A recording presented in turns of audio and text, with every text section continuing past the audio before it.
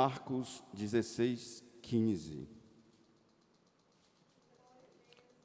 O Senhor já falou grandemente, de forma poderosa, com a sua igreja, através dos louvores das irmãs, os jovens, mas este momento é a hora da palavra de Deus, a hora em que a igreja precisa ficar atenta à sua palavra. Marcos 16:15 diz assim: Ide por todo mundo, pregai o evangelho a toda criatura. Quem crer e for batizado será salvo, mas quem não crer será condenado. É só até aqui, os irmãos podem se assentar. É de costume, em culto de Santa Ceia, nós usarmos textos bíblicos que falam da Santa Ceia. Mas o Senhor colocou esta palavra em meu coração para que os irmãos tomassem conhecimento daquilo que o Senhor tem para a igreja, para a edificação da igreja, através da minha vida. Aleluias. Irmãos, eu quero fazer uma pergunta antes de entrar na palavra, para toda a igreja. Quem quer ir para o céu aqui? Amém, né? Todos. Amém. Mas, irmãos, a pregação de Santa Ceia, o alvo principal é o Cordeiro, Cristo Jesus. Por que eu fiz essa pergunta? Porque é o nosso desejo, é o desejo de todo cristão. Afinal, além de virmos para a casa do Senhor adorá-lo em sua grandeza, santidade, soberania, nós também estamos aqui buscando a nossa salvação, a nossa santidade dia após dia. Quando nós entramos ou damos entrada em um curso, uma faculdade, a gente tem um período de aprendizado e nós só recebemos o certificado deste curso quando nós concluímos a jornada. A jornada do cristão, quando Marcos diz que ide, pregai o evangelho a toda criatura, para aquele que crer ter a salvação, este ide requer de nós determinação, coragem e, acima de tudo, reconhecer o nosso Deus como a nossa fortaleza, reconhecer o nosso Senhor e Salvador Jesus Cristo como a nossa única salvação. E quem estaria disposto a morrer por Cristo Jesus, pelo seu evangelho, assim como aqueles discípulos, os quais foram ensinados por Cristo Jesus? Nós buscamos o céu, mas será que nós estamos prontos para esta jornada do ide?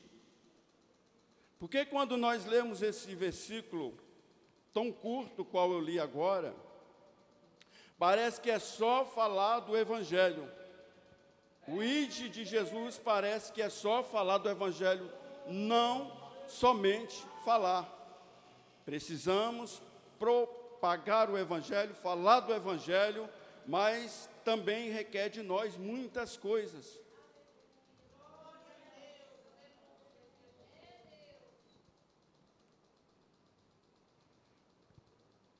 Nós precisamos estar dispostos a padecer perseguições, aflições, dores, injúrias, desprezo, solidão, injustiça, fome, sede, frio, calor, viver de forma peregrina, sem repouso nesta terra.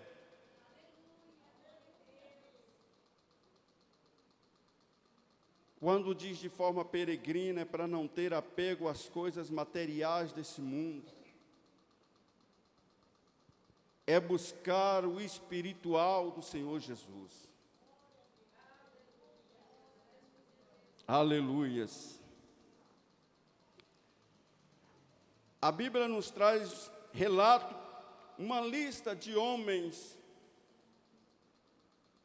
que foram escolhidos por Deus para esta grande missão, a qual finalizou em Jesus Cristo. Há uma lista imensa, grandes homens, porém todos falharam. Nenhum foi digno de padecer como Cristo padeceu naquela cruz por nós. A começar por Adão. Deus, Ele é perfeito. A Bíblia diz que Deus criou todas as coisas e, por fim, criou o homem, a sua imagem e a semelhança. Mas depois disso ele percebeu que ainda faltava algo para completar a obra. Ele criou todas as coisas. Depois criou o homem. A Bíblia diz que todas as tardes o Senhor vinha conversar com Adão. Mas o que dá a entender que Deus, vendo ali no semblante de Adão, percebeu alguma tristeza, alguma solidão. E como Ele é perfeito, Ele fez a mulher para auxiliar o homem nesta jornada. Fez Adão cair no profundo sono e tirou de sua costela e fez uma mulher. A Bíblia diz que é uma mulher formosa. Imagina agora, depois que Adão desperta desse sono e olha ao lado dele algo tão perfeito que Deus criou. E agora Deus põe Adão e Eva no paraíso do Éden.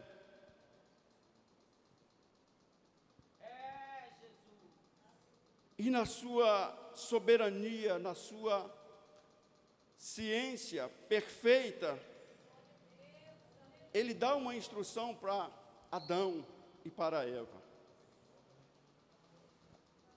Até então, quando se fala em paraíso, se fala em gozo, se fala em paz, em alegria, em felicidade completa. Mas aí entra a desobediência do homem e da mulher. E nós sabemos que este fim nos trouxe o peso do pecado. Então Adão falhou. Mas Deus, Ele nunca perdeu a esperança pela humanidade. A palavra de Deus, no meu contexto, no meu modo de ver, na minha ótica, a palavra Deus deveria ser amor. porque não existe amor maior. Mesmo com a falha de Adão, Deus agora levanta Moisés e lhe deu uma missão, uma dura missão: resgatar o povo de Israel que estava cativo no Egito. E a ordem era conduzir este povo até a terra prometida. Muitos altos e baixos, muitas aflições, muitas dificuldades, mas ainda assim, Deus estava com aquele povo, dia e noite, noite e dia, provendo todas as necessidades: alimento, água no deserto, maná do céu, a roupa, o sapato, o calçado. Deus não deixa faltar nada para o seu povo. Porque aquele que começou a boa obra, Ele é fiel para terminar. Ainda que pareça difícil, mas Deus é contigo.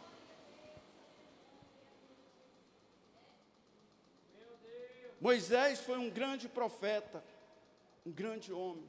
Mas aquele povo, a Bíblia diz que aquele povo tinha um coração tão duro, tão rebelde, que vivia murmurando. Tinha acabado de sair do cativo, tinha acabado de ganhar a liberdade, tinha visto tantos os sinais, tantas maravilhas de Deus, e ainda assim murmurava. A palavra diz que chegou um ponto em que está escrito em Gênesis, aliás, Número, no capítulo 20, versículo 10, que aquele povo tirou Moisés do sério de tal maneira que Deus havia dado uma ordem para Moisés: toca na rocha, para que dela saia água para matar a sede do povo. Mas depois de tanta perturbação daquele povo, o povo que tinha tudo, que viu tudo, mas ainda era pouco.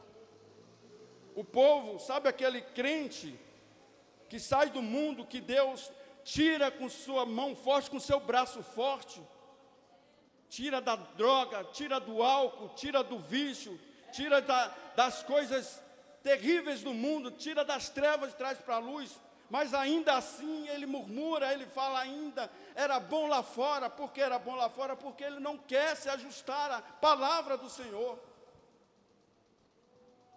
É um crente difícil, sabe aquele crente que não aceita nada? Uma palavra de exortação é motivo para dizer: eu não quero mais seguir esse Jesus. Esquece de todas as maravilhas que o Senhor faz, porque o tempo todo o Senhor é bom. E ainda assim aquele povo perturbava Moisés de tal maneira que Moisés perdeu a paciência. E ao invés de tocar na rocha, chicoteou a rocha, bateu com raiva. E aí Deus aparece para Moisés e fala: a sua jornada finda aqui, Moisés. Por causa disso, você não vai entrar na terra prometida. Moisés falhou, grande homem, falhou também. Mas depois de Moisés ainda vem mais. Abraão.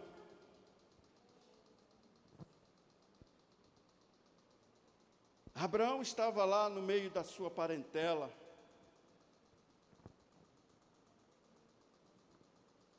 No meio daquele povo. Sabe aquele povo que não teme ao Senhor, que duvida de tudo? Está cheio de gente assim. Quando nós falamos das coisas de Deus, a primeira coisa é duvidar e taxar a gente como louco, como patéticos. Mas não sabendo eles que nós fomos escolhidos. Nós somos escolhidos do Senhor. A palavra diz que nós somos como a menina dos olhos de Deus. E também diz que Deus zela pelo seu povo. E Deus ama o seu povo. E tem ciúme. É por isso, irmãos, que quando vem o confronto do mundo, vem para nos ferir, para nos abater, fica tranquilo. A prova é do Senhor. A guerra é do Senhor. Quem guerreia por nós é Deus. Entrega na mão do Senhor. Porque Deus, Ele garante. Deus é fiel para garantir. E quando Deus escolhe, Ele cuida. Pode passar o que for, Ele cuida, Ele está conosco. E Abraão, considerado o pai da fé, agora Abraão de frente de uma situação na qual ele temeu pela vida dele, agora ele mente. Houve uma grande fome na terra de Abraão e ele estava agora em direção ao Egito. Mas chegando no Egito, diante do faraó, ele combina com Sara, sua esposa. Você é muito bonita, muito formosa. Se eu disser que você é minha esposa, certamente me matarão. Então nós vamos fazer aqui um concerto. Quando perguntar para você, diz que você é minha irmã. E quando perguntarem para mim também, eu direi, sou seu irmão. Mas Abraão,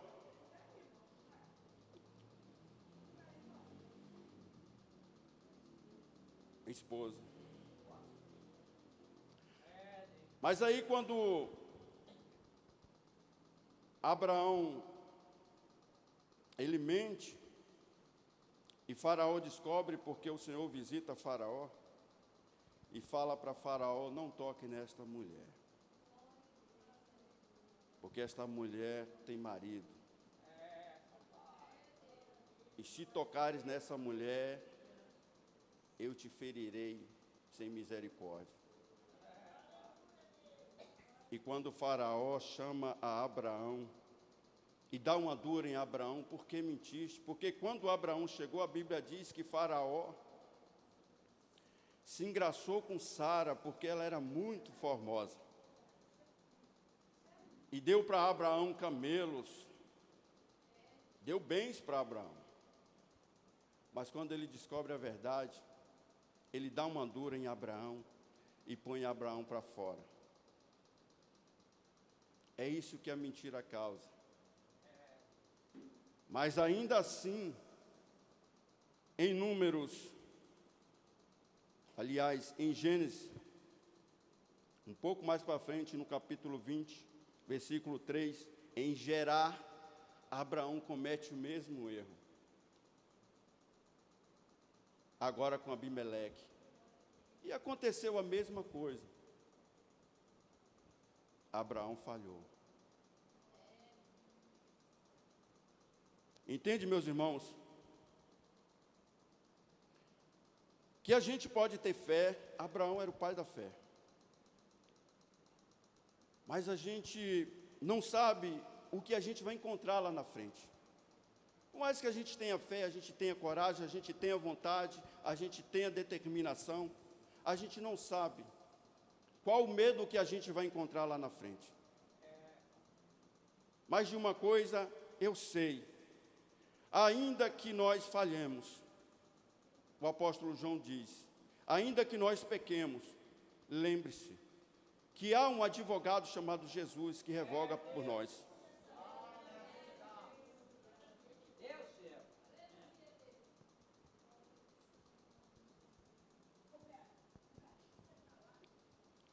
Agora Abraão falha.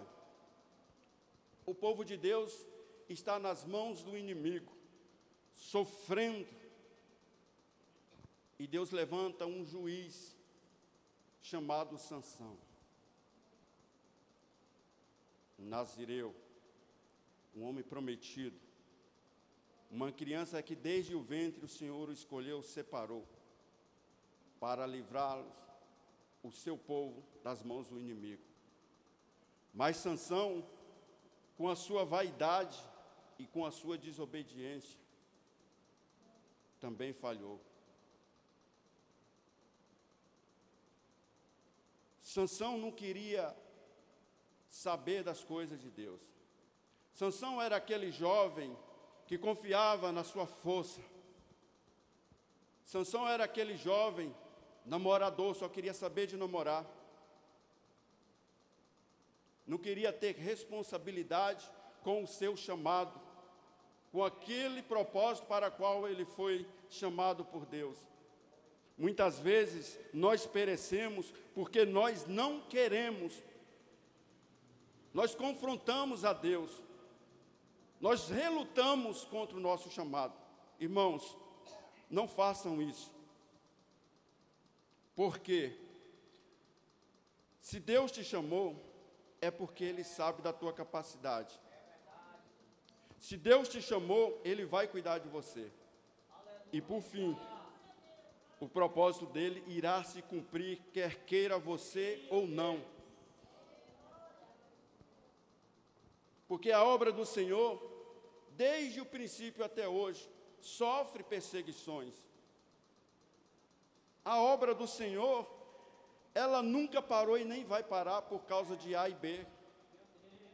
O inimigo tenta, mas não consegue. Porque contra a igreja do Senhor, ele não prevalecerá. Amém? E depois que Sansão falha, o povo na sua peregrinação, agora vem ao profeta Samuel e clama por um rei. O profeta Samuel se entristeceu, Deus se entristeceu, porque até então, somente Deus guiava aquele povo. E agora é clamado por um rei, um homem. E Deus escolhe Saul, o menor da tribo. Deus escolhe Saul,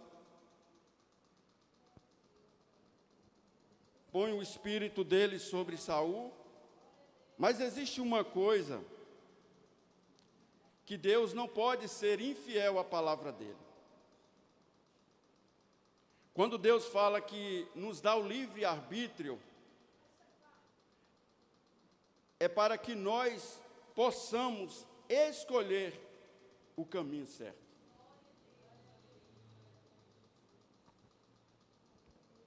Então Deus dá o livre-arbítrio. E Saul também, que seria uma promessa de rei para o povo de Israel, agora também por sua vaidade, a sua arrogância, desobedece o Senhor. E depois dessa desobediência, o Espírito do Senhor é tirado de Saul. Mas Saul estava tão desesperado pelo trono, que ele estava disposto a matar qualquer um, para não perder o trono.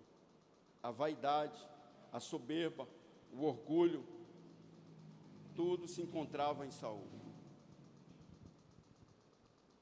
E Saul falhou. E logo depois que Saul falha, o Senhor já providencia o sucessor de Saul. Aquele que seria o rei mais importante de Israel. Por 40 anos, Davi reinou sobre Israel. O menor também da casa de Jessé. Por que Deus escolhe sempre o menor? Porque Deus não vê como a gente vê. Quando Deus instrui a Samuel e ungir o rei Saul, ainda menino, a Bíblia conta que passaram-se todos os filhos de Jessé, homens destemidos, varões de guerra, homens bonitos, fortes. E cada um que entrava, a Bíblia diz que Samuel falava, é este. Né? É este. Porque a gente fica impressionado, meus irmãos, é com o jeito que a pessoa se expressa, do jeito que a pessoa, às vezes ela anda, ela fala, e com os feitos desta pessoa. Mas Deus usa as coisas pequenas deste mundo para confundir as grandes. Aleluias. Mas passaram-se anos e anos e anos, e Davi, só vitória. Davi ainda menino, Davi era vitorioso, porque a Bíblia diz que o Espírito do Senhor era com Davi.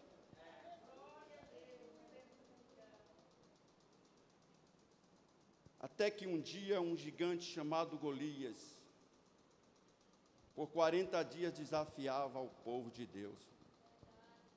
E estes homens, varões de guerra, todos estavam lá, diante daquele gigante mais tremendo de medo. Ninguém tinha coragem de calar o Golias. Até que Davi chega, e nós conhecemos a história. Davi fala, você vem a mim com lanças e espada, e eu vou a ti. Somente o Espírito do Senhor. E hoje mesmo, Ele me dará a sua cabeça nas minhas mãos. Irmãos, isso é fé. É acreditar no impossível. Enquanto Israel estava ali, acuado com aquele gigante, por aquele gigante, 40 dias, você sabe o que é? Imagina você estar dentro da sua casa, e o inimigo está na sua porta, saia. E você não saber o que fazer. O rei Saul já não sabia o que fazer. Ninguém tinha coragem.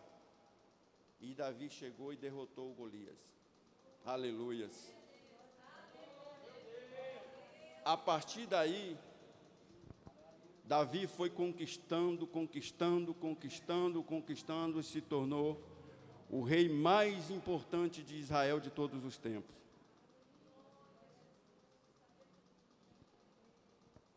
Mas aconteceu um fato na vida de Davi. Davi também falhou. Davi cometeu um pecado terrível. Além de tomar a ovelha do irmão, do seu servo, e ainda mandou matar o homem.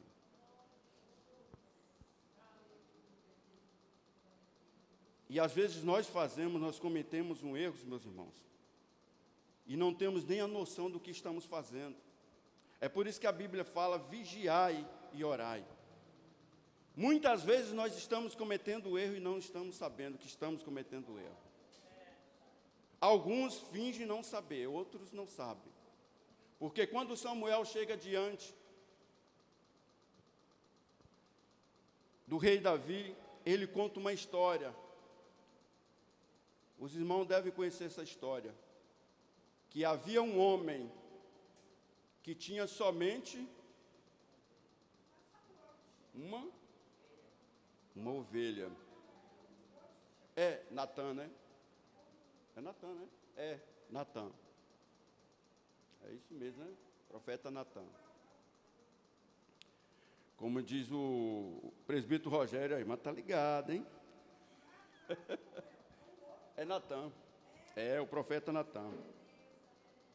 Então Natã chega diante de Davi e fala, havia um homem que tinha apenas uma ovelha, um sitiante, à beira do caminho. E por ali passava um homem rico, que tinha centenas de ovelhas. Ainda assim passou por ali e levou aquela única ovelha que aquele homem tinha. E o profeta Natan diz para Samuel: o que fazer com um homem desse? E Davi disperso diz: esse merece morrer. E o profeta olha para ele e fala: esse homem é você. Meus irmãos, e o rei, ele falhou também. A Bíblia diz que Davi é o segundo coração de Deus. Mas Deus, Ele é amor, Ele é misericordioso. Quando precisa exortar, Ele exorta. Quando precisa corrigir, Ele corrige. Mas a misericórdia do Senhor, ela é infinita. Porque de todos esses homens que falharam, a Bíblia diz que todos alcançaram o céu.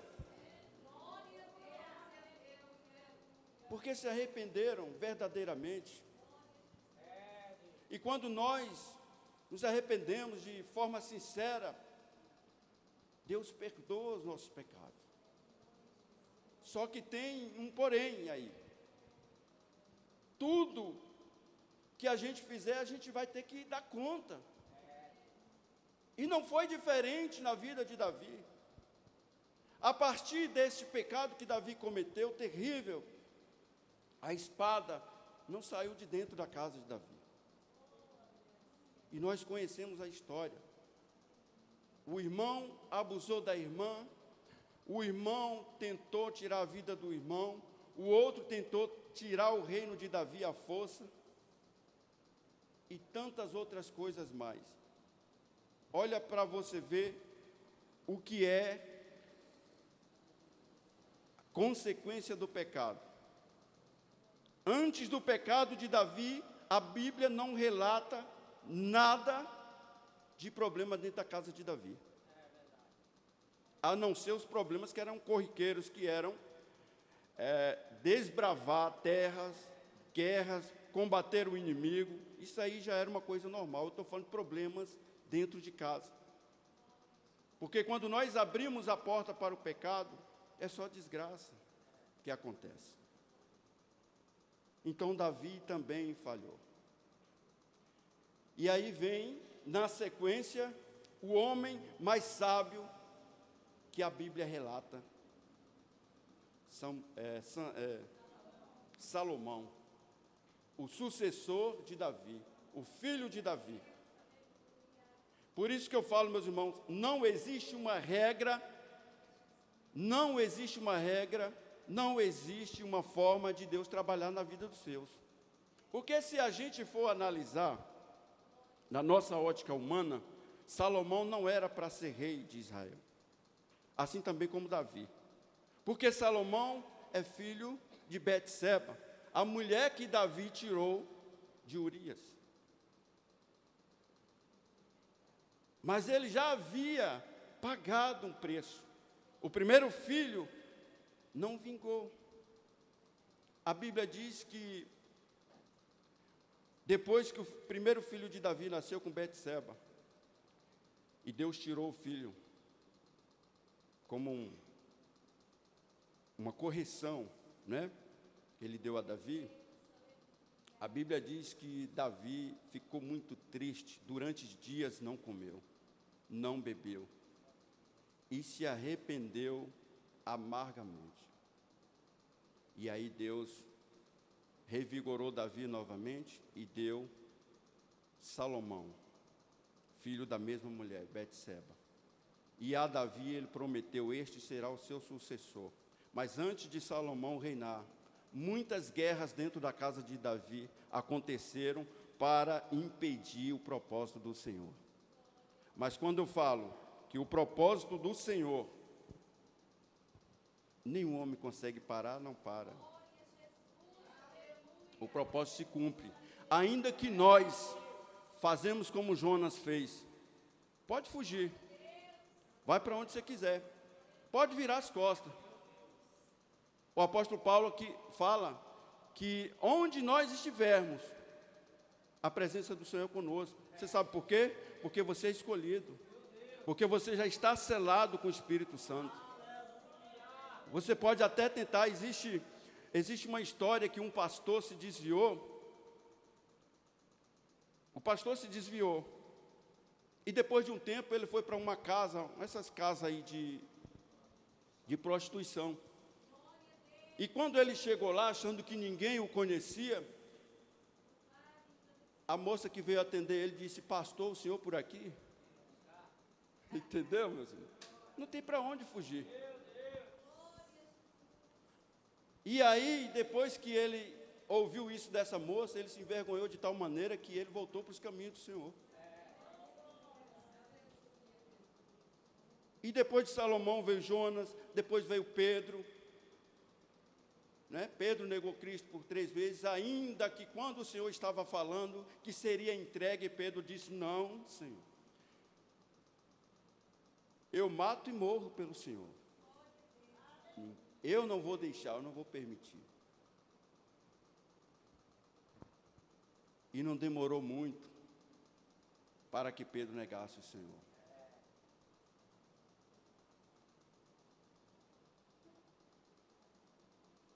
Mas diante de tudo isso, Deus nunca desistiu dos seus.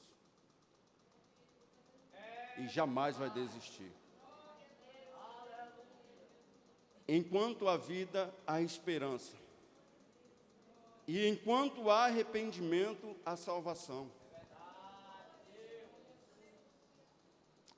Aleluias. Então, meus irmãos, já estou finalizando. Diante de todos esses grandes homens que estão registrados nas Escrituras de Deus, existe um. Diante de tudo isso, Deus, ainda com o seu plano de salvar a humanidade, não parava de pensar, e agora, como nós vamos fazer, o que vamos fazer? Eu imagino, não, isso não é bíblico, isso é só uma ilustração. Imagina agora Deus conversando com o Espírito Santo, com os anjos e com Jesus. E agora? Todos aqueles que nós acreditamos falharam. Aí levanta um. Eita glória. Aí levanta o grandão da Galileia. E diz: eis-me aqui. Eis-me aqui, Pai. Envia-me a mim. Meu irmão, pare para pensar e refletir 1 minuto. O sacrifício que foi feito com Jesus por nós. Pare 1 minuto e reflita. Quem de nós teria coragem de sacrificar o nosso filho, o único filho, por um pecador imundo, sujo, maltrapilho, rebelde, cheio de defeitos, cheio de pecados, arrogância, orgulho, tudo que você possa imaginar de ruim em uma pessoa. É por isso que eu comecei essa ministração fazendo uma pergunta: quem está disposto a morrer pelo Evangelho? Porque todos nós queremos ir para o céu. Então o ide do Senhor não é só em palavras, é da maneira que a gente se entrega na obra do Senhor. Aleluias. E agora Jesus desce, encarnado, para padecer como nós padecemos. Todas as dificuldades que um mortal, um ser humano normal passa, o Senhor passou. E por diversas vezes veio o medo, veio a dúvida. A Bíblia diz que houve um momento em que o Senhor estava orando, no momento da aflição, que o seu suor era sangue.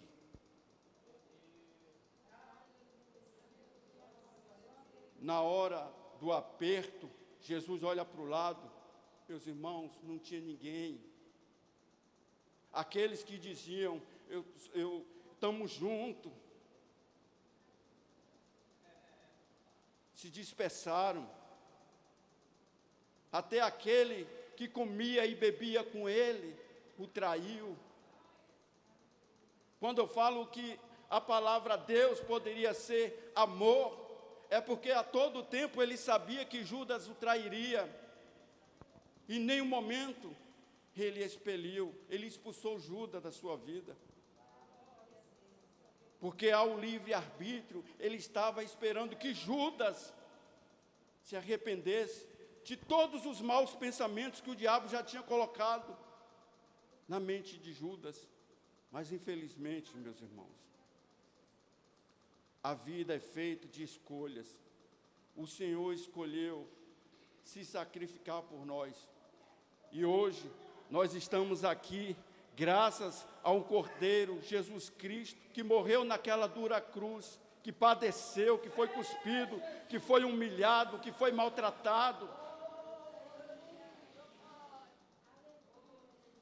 Mas este não falhou, este foi até o final, este concluiu o plano, o propósito de Deus. Aleluias. E a Ele toda a honra e toda a glória. A Ele toda a honra e toda a glória.